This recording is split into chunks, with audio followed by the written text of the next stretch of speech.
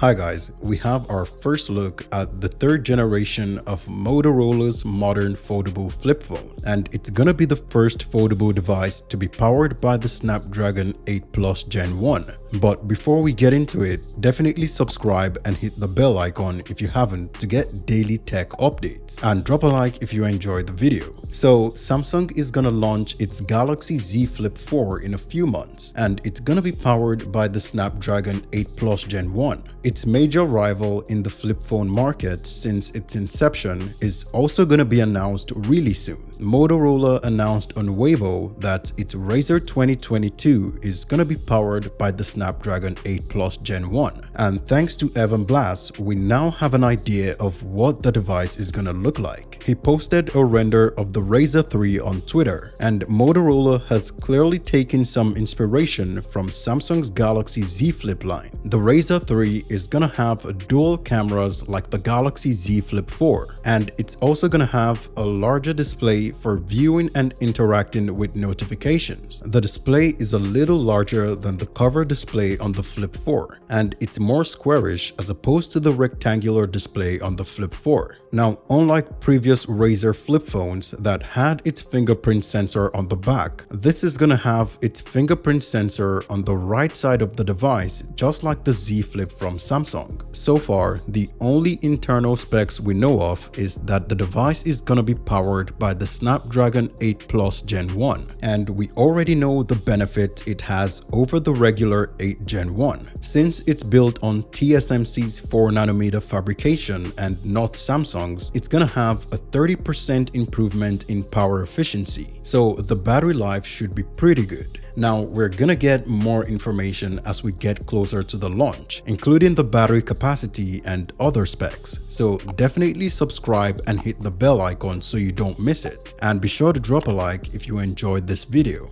Thanks for watching guys, see you in the next one.